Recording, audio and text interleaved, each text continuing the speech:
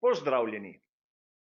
Mesto na konstruktorski lestvici pomeni določeno količino denarja za ekipo, ki je ta rezultat dosegla. Ampak mi, navdušenci, se moramo začeti spraševati, ali je res to tako pomembno?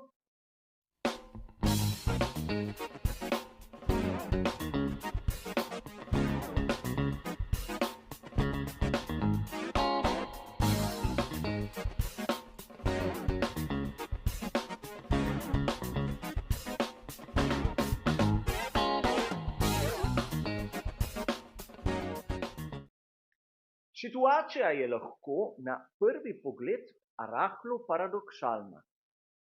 Namreč povprečni navdušenec bo dejal, da se ekipe borijo za določeno mesto na lestvici konstruktorjev, prav zaradi tega, ker to prinaša ogromno količino denarja.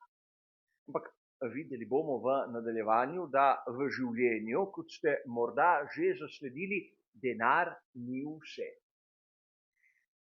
A če pogledamo članek, ki je bil objavljen v italijanski verziji spletnega portala motosport.com, bomo videli, da je pravzaprav zanimiva borba, kar se tiče konstruktorjev iz tega finančnega vidika, naprimer tista za 6. mesto. Namreč 6. mesto prinaša nagrado, ki je približno enaka 80 milijonom evrov. In tu bomo letos spremljali, naprimer, borbo med ekipo Haas in Racing Bulls, kar je vse prej kot nek navdihujoči boj, ki bi pritegnil velike množice sledilcev. Ampak zakaj? Najprej je treba razumeti, da pravzaprav zmagovalec naslova svetovnega prvaka med konstruktorji lahko dobi več denarja, kot je tisto dovoljeno porabiti v določeni sezoni. Za sezono 2025 je znano, da bodo ekipe lahko porabile 135 milijonov, seveda s tistim indeksom na 21. Ampak tu lahko vidimo, da so ekipe, ki pravzaprav imajo prihodke bistveno večje od tega naslova. Treba je poudariti, da ekipe se borijo za naslov svetovnega prvaka med konstruktorji, ampak predvsem zaradi prestiža. Biti svetovni prvak nekaj pomeni.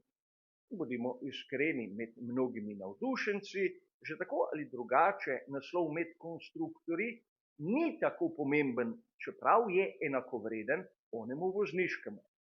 Ampak če pogledamo malce za nazaj in pobrskamo po našem spominu, a vemo, kdo je bil drugi, tretji, četrti med konstruktorji, naprimer samo za obdobje 10 let nazaj, da ne govorimo o dejstvih, ki so se dogajala tja v prejšnjem stoletju. Verjamem, da marsikdo teh podatkov ne ve in sam priznam, da o njih nimam blage veze. Vem, kdo je bil tisti, ki je osvojil lovoriko med konstruktorji, ampak za vse ostale ne bolj malo briga. Ampak tu se vračamo na tisto začetno izhodišče, namreč gre za denar. Ampak po drugi strani mnogi, ki trdijo to, pozabljajo na nek izjemno pomemben faktor. Na ta, da pravzaprav višje kot si na lestvici med konstruktorji, manj časa imaš v vetrovniku oziroma manjše kapacitete simulacij CFD imaš na razpolago. Torej, boljši kot si, slabše pogoje imaš za naprej. In torej, tisti prisotni v ekipah Mercedesa, McLarena, Red Bulla, Ferrarija in Aston Martina verjetno gledajo tudi na ta faktor. Seveda, tisto 6. mesto, ki pravzaprav kaže na neko zlato sredino, je verjetno najbolj zanimivo, posebej za onih 5 ekip, ki se nahajajo tam na dnu.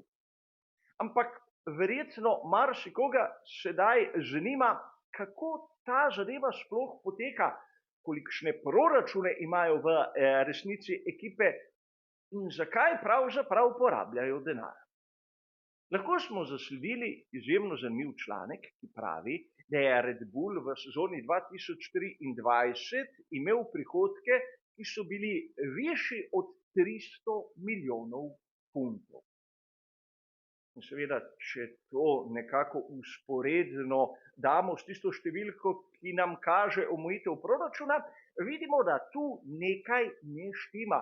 Še posebej, če dobiček same ekipe Red Bull je bil ocenjen tam na približno 2 milijona funtov. Torej, zakaj so porabili ves denar? Če pustimo pri strani vse tiste stroške, ki jih predstavlja delovanje ekipe, imajo strukture v Formuli 1 še mnogo drugih obveznosti, naprimer vračila kreditov in dolgov. Izgradnja infrastrukture, ki je izjemno pomembna, ekipe rabijo. Seveda ne samo vzdrževanje, ampak tudi naprimer izgradnjo novih vetrovnikov ter ostalih kapacitet. Imamo tu seveda tisti izjemno pomemben faktor, ki se kliče mladinski program. Namreč sedeži v nižjih formulah stanejo, ne stanejo toliko kot v višjih, ampak vseeno pomenijo kar velik zalogaj denarja.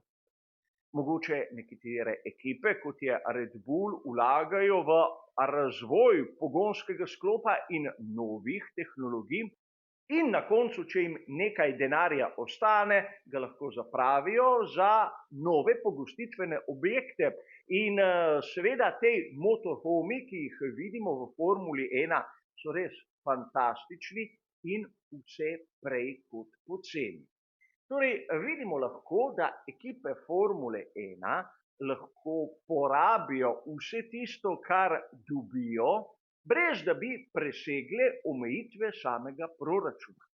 Ampak po drugi strani imamo primer ekipe Williams, ki je imela v letu 2023 veliko izgubo, 84 milijonov funtov, ampak niso prav nič zaskrbljeni. Najprej, ta izguba izhaja iz izjemno slabega rezultata v sezoni 2022. Ekipe dobijo tisti denar, ki izhaja iz televizijskih pravic z letom dni zamude, in po drugi strani na polno investirajo.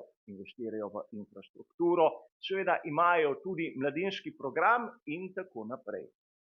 Torej, zanimivo je videti, da ekipa, ki je pridelala tako velik minus, v bistvu ni zaskrbljena za svojo prihodnost, ker ve, da bo v prihodnjih sezonah to izgubo pokrila. Ker se vračamo k tisti prvi točki, zakaj ekipe pravzaprav rabijo denar. In tu seveda se moramo ustaviti še pri neki malenkosti, ki me marsikdaj zmoti, ko poslušam takšne in drugačne komentarje. Govori se o tem, koliko ekipo stanejo razne nesreče, ki jih nekateri vozniki naredijo med celotno sezono. In tu ne smemo pozabiti na dejstvo, da je proračun, kar se tiče izdatkov, omejen, tisti prihodki so pa seveda prosti. Torej, ekipe po večini nimajo težav plačati vse tiste škode, ki jo je voznik povzročil. Težava je nekje drugje, ne smejo iti čez tisto mejo, ki jo določa omejitev proračuna. Ne gre torej toliko za sam denar, ampak za računovodsko evidenco, koliko so že porabili. Torej nekaj, kar se marsikdaj spregleda. Poleg tega, da nekateri, vsaj po mojem, rahlo pretiravajo z ocenami, koliko je določen kos na bolidu Formule 1 vreden. Torej, razumeli smo nekaj, da ta paradoksalna situacija, kar se tiče sredstev v Formuli 1 in mesta na konstruktorski lestvici, je seveda enostavna zadeva, ampak pogledati jo moramo iz čisto drugačnega zornega kota. Imamo seveda tistega, ki osvoji naslov svetovnega prvaka in se lahko s tem naslovom kiti. Imamo močne ekipe, ki jim to ni uspelo, In za njih tja do 5. mesta več ali manj ni važno, na kateri točki so se ustavili. Ampak po drugi strani ekipe od 6. mesta pa tja do 10. se presneto borijo za vsako pozicijo na lestvici. In seveda sedaj lahko tudi bolje razumemo, zakaj so bile ekipe proti temu, da bi struktura samega Michaela Andretija prišla v svet Formule 1. 11 ekip pomeni, da vsak, hočeš ali nočeš, dobi manj. Prvih seveda to ne zanima, ampak one zadaj pa ja. A videli smo, da tudi na to dokaj nekonvencionalno in na prvi pogled zapleteno vprašanje smo dobili, vsaj upam si misliti, dokaj enostaven odgovor. Hvala za vašo pozornost in nasvidenje.